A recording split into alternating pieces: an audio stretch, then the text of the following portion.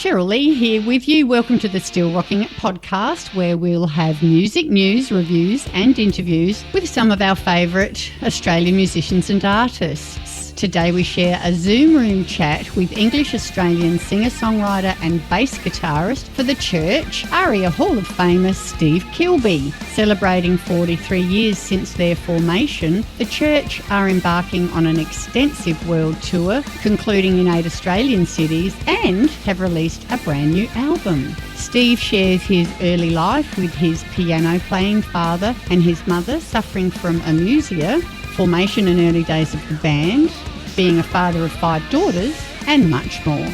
To catch up on podcasts from other favourite artists, simply go to thatradiochick.com.au. You're with Cheryl Lee, That Radio Chick. I'd like to welcome our guest into the Zoom chat room today, Steve and John Kilbey. Thanks for coming, Steve. It sounds like I'm being arraigned for court. Is that a guilty conscience? I think I've got a traffic fine I haven't paid. You shouldn't do too much time for that one. You've got a new album, a new tour. We'll talk all about that shortly. You came to Australia as many of our great musicians did. We inherited you from the UK at aged 5. Yeah, 3. 3? Yeah. When did you realise, Steve, is music in your DNA? Were you from a musical family? Where did all of this talent come from? Yes. Well, my dad was a piano player. He was a self-taught piano player. I heard Paul McCartney talk about this once. He said, before the advent really of television, people were taught to play the piano so they could sort of provide music, when the family had get-togethers. My dad, he learned the piano that way. Apparently, his mother played the piano. His Uncle Joe, I have this legendary Uncle Joe I never met. Gee, I'd love to meet him. He played the piano. My dad was a self-taught piano player, and he played piano all through World War II. He was in Germany. He was in the Royal Marines, and he said playing piano was great because the officers really liked his piano playing and they didn't want to send him on the really dangerous stuff. He got to hang around the mess and play piano. He not only was a piano player, but he was a music lover. He loved music. He told me over and over music was the most important thing in life. He was deeply disappointed that my mother didn't like music. He evidently forgot to really check this out before he went and got married to her. But my mother, very strange for me. So my father was the sort of guy who said music was the most important thing in life. My mother, I have diagnosed her, she's passed away now, but I diagnosed her as having a condition called Amusia, where people, they don't like music, they don't understand music. At the far end of the spectrum of Amusia, actually, they hate it. But my mother, it just didn't do anything for her. She sort of didn't have any connection to music. And it was the bane of my father's life. He was an early enthusiast for stereo, and he had a stereo system and big speakers. He liked sort of avant-garde jazz and boogie-woogie piano and stuff. And my mother fucking hated it. And I grew up in this weird world where one of my parents loved music and the other one didn't like it at all. Luckily, I took after my dad, I guess. Not as good a musician as him, not as natural a musician, but more thoughtful, more constructive with what I've done with it. My dad, for some reason, which I've never really discussed with him, had no desire to play music to hundreds and hundreds of people or be a professional musician as such. He was just so happy to play at home, and whereas I wanted to, even before I could play anything, I wanted to be a famous musician and tour the world playing music. So he, for some reason, never had that ambition. He just loved music and had a passion for it. He loved it, yeah. How sad for your mum. Music is such a wonderful thing. Like a colourblind person, she didn't know You don't miss it. She didn't know what she was missing out on. She didn't know what all the fuss was about. Just didn't have any effect on her. You are listening to Still Rocking It, the podcast with Cheryl Lee. We will have some of the new album in a while, but let's get this one out of the way right up front. One of my favourites from the church, Unguarded Moment. We'll be back with Steve Kilbey from the church in a little bit.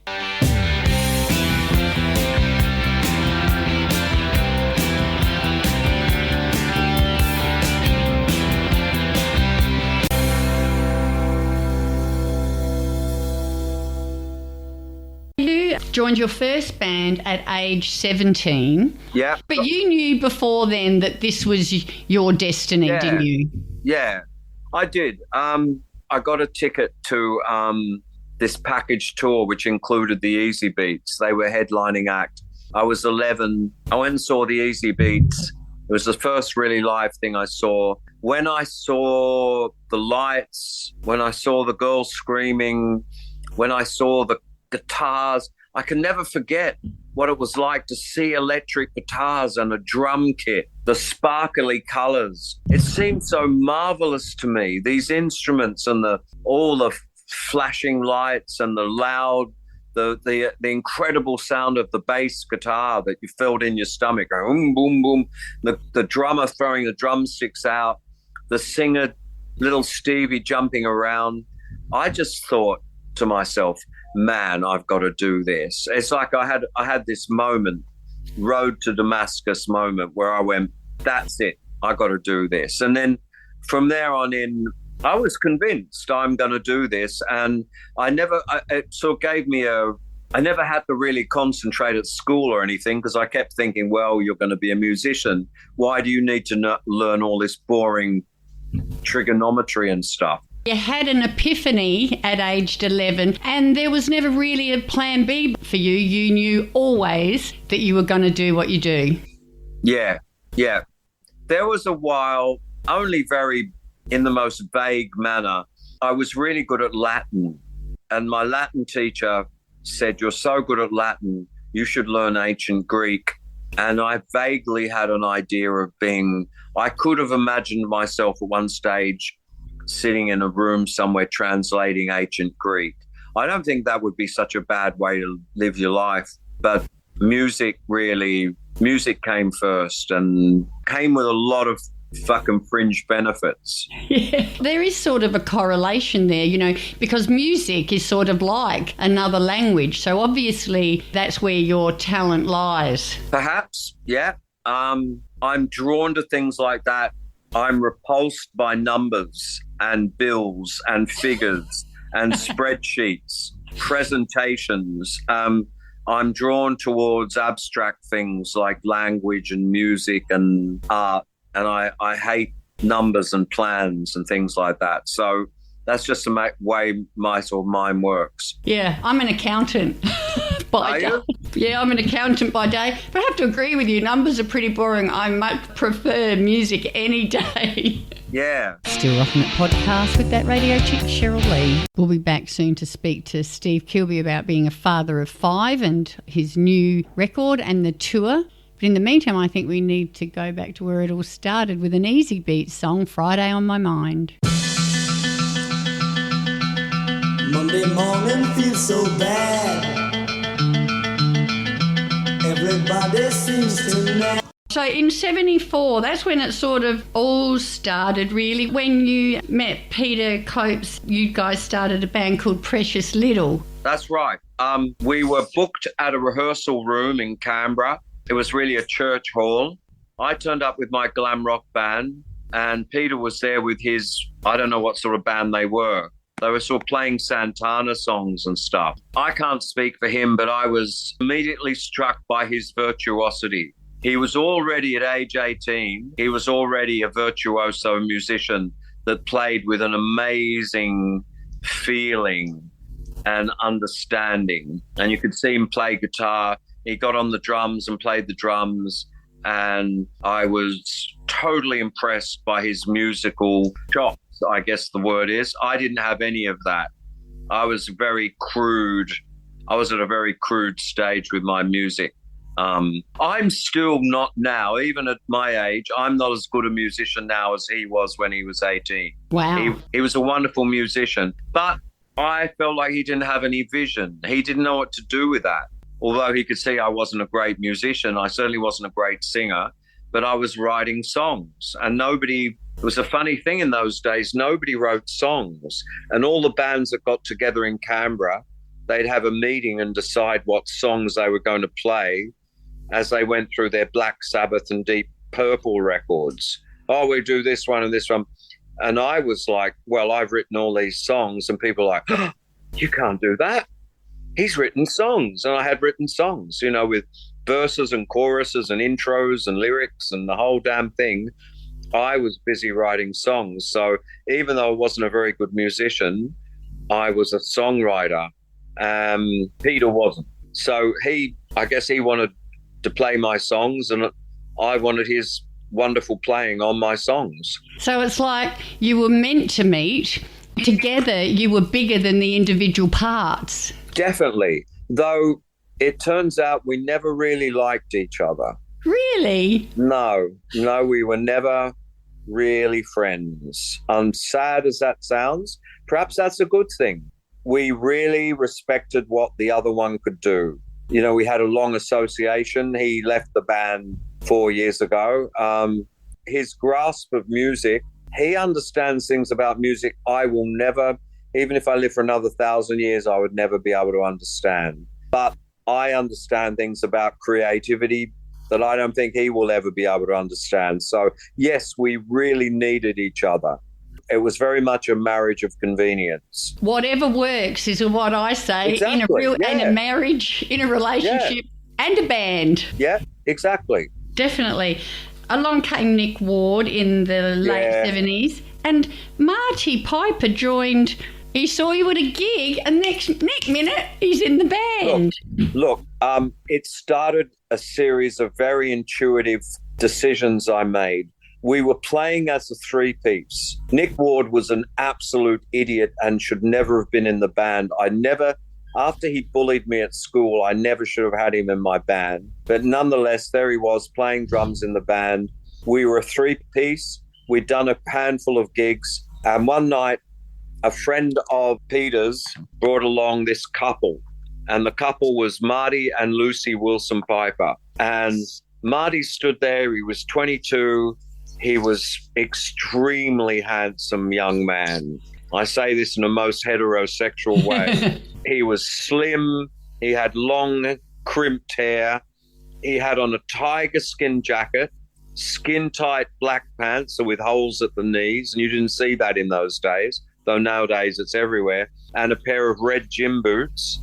And I walked off stage and I looked at him and I said, "Do you play guitar?" And he said, "Yes." I said, "You're in this band if you want to." And the others went, "What?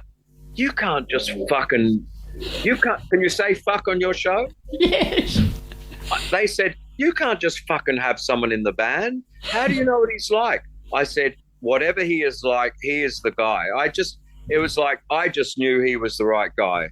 He immediately joined the band. Nick Ward gave him hell, which was good because Nick Ward was giving me hell. And I was just so relieved that Nick Ward was giving someone else hell, not me. Marty was not a musician like Peter. Marty was a very adequate guitarist. And all we needed was an adequate guitarist.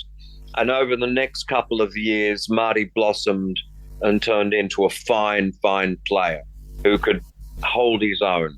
In the beginning, he was very adequate, and that's all we needed. It was intuitive.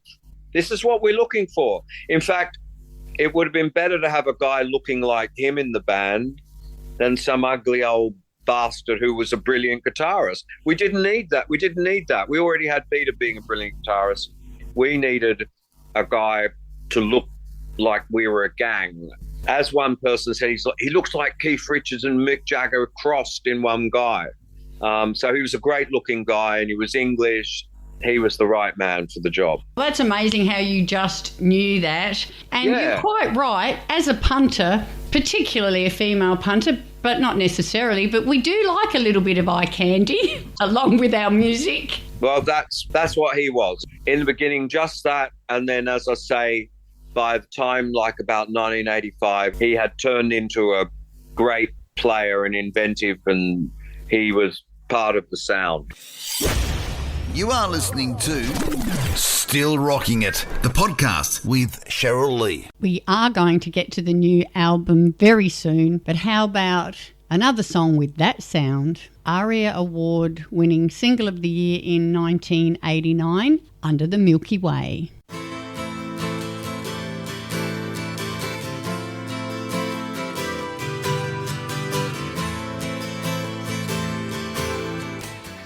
You've got 5 children too, Steve. So have I. Yeah, wow. And you've got 2 sets of twins. I've got 1. Okay, that's enough, isn't it? That's right. Yeah. Some of the girls have inherited your musical talent? Yeah, my eldest 2 girls, they formed a band, a duo. It's sort of electronic dance music, I think they call it. They formed a duo and they had some success. And then they had more success being models. They are still very, very beautiful, stunning looking girls. And the camera absolutely devours them. They became models. And now one of them's an actress or an actor. You don't say actress anymore, you say actor. They made 2 albums and kind of retired a bit. And they just came back with a new single a couple of weeks ago. So, yeah, they're very handy with a turn of phrase. They're really good with words, I think. And the other girls, did they follow in your footsteps? Not yet. The other twins are, one of them's doing a degree in art and design, but both of those girls work together at a school doing before and after care. I would have loved to have gone to a school that had people like that looking after me before school. They're really warm and soft and kind and lovely girls.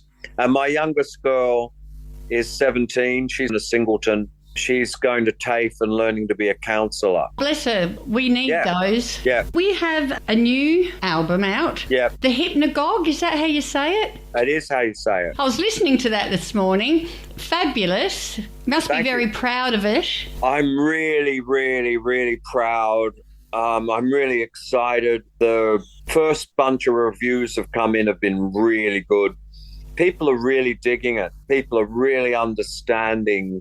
I'm the only original member of the church left. A lot of people said I couldn't do it on my own. A lot of people said, without Marty and Peter, it's not the church. You're just a bass player. How can you do this thing? It took a long time for this record to come out because of COVID and because of bushfires and everything else got in the way. It's taken 6 years since our last record.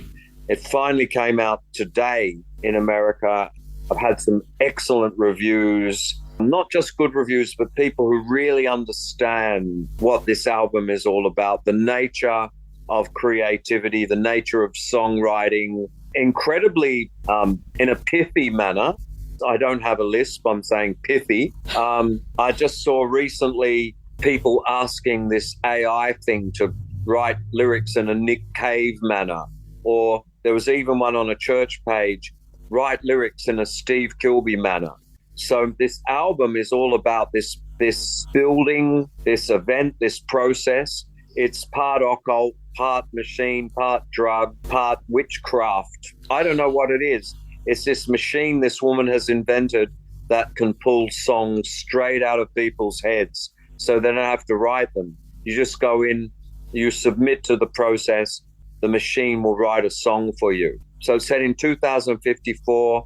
There's this guy called Eros Zeta, and he has a band called the Perfume Guitars, and he lives in Antarctica, and he's sort of lost his mojo, and he reads about this woman has invented this machine in Korea, and he goes to Korea, and he falls in love with her, and she falls in love with him, and the whole thing goes horribly wrong, and the songs are fatal for the people who work on them and for the listeners. It all goes wrong, and that's the end. So there you go. That's the album. That's the album for you. That's it, yeah. Like an ill-fated love story. An ill-fated love story where everybody who hears the songs that they wrote dies. What an amazing imagination. Still Rocking It podcast with that radio chick, Cheryl Lee. Time for one of those songs from Hypnogogue now. Going to play you one of the singles, No Other You.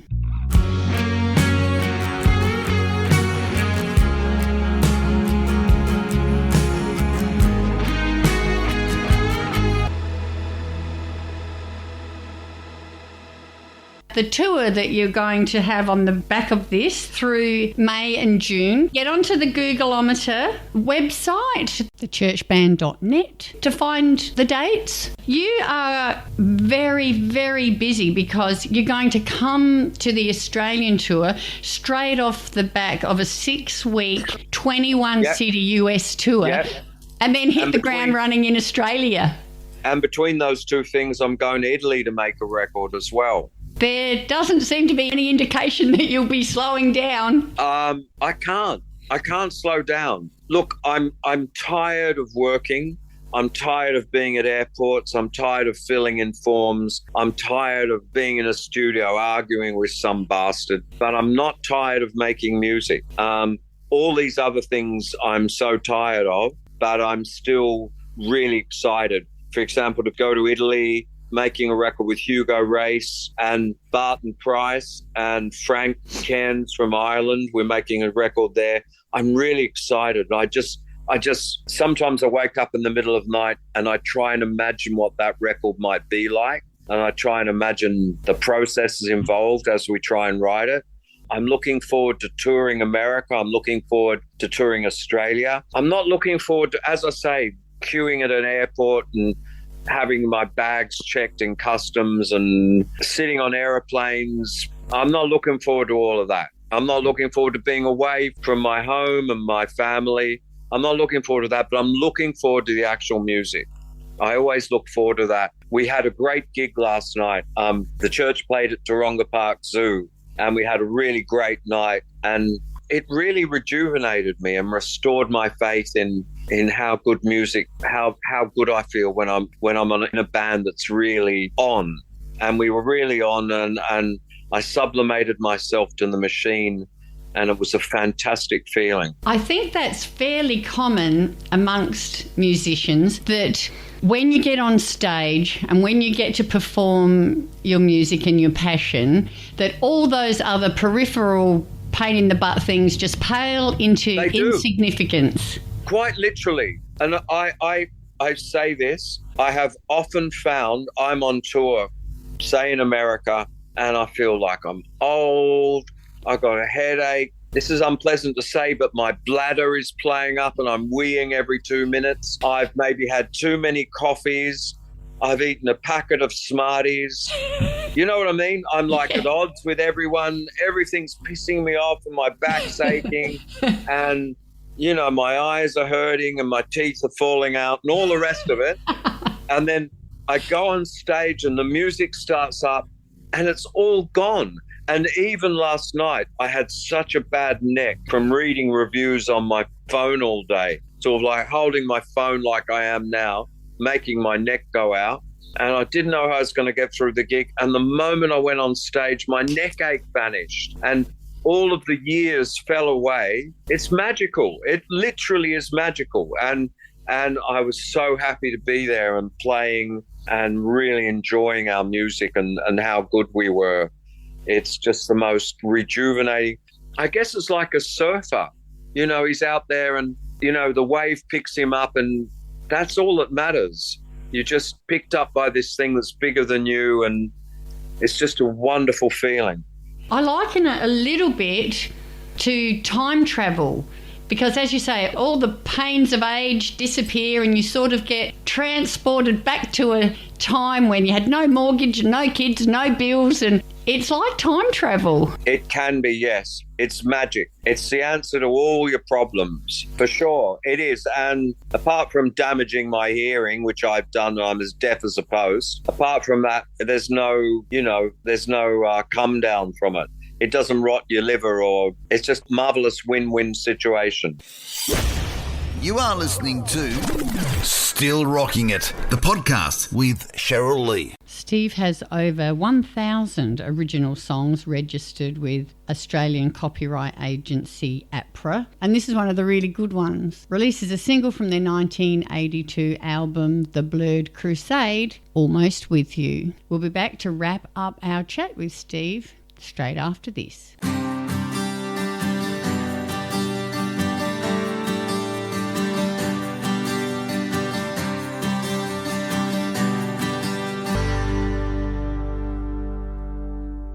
When you're alone in your car or whatever and you can listen to whatever you like, what do you like to listen to? This is a very egotistical thing to say. I listen to my latest album, whatever it is, or whatever I'm working on. Other than that, I usually listen to I have this thing on iTunes or Apple Music, Steve's Radio. I guess it calculates everything I have liked to listen to ever since I've had iTunes and plays a mixture of that. So it's pretty easy, and it's a very disappointing answer for someone like me, because I should be saying, oh, I'm listening to this and this and this, but I listen to whatever I'm working on, or Steve's Radio, which is a mixture of all my favourite stuff ever since I've been listening. You are in Adelaide. Yep. On the 10th of June at our new Hindley Street Music Hall. Yeah. So you'll be one of the early performers there. Clearly you've not been there before because it's brand new. I've never been there. No. And I also sadly have to say we are now down to 1 minute before my next interview starts. Is that okay? Thank you so much for your time today, Steve. You've been very generous. We'll see you down the front at the Hindley Street Music Hall. Adelaide. All the best. Bye, darling. Ta-da. Still Rocking It podcast with that radio chick, Cheryl Lee. To see us out, the title track of the new album, The Hypnogogue. The Hypnogogue.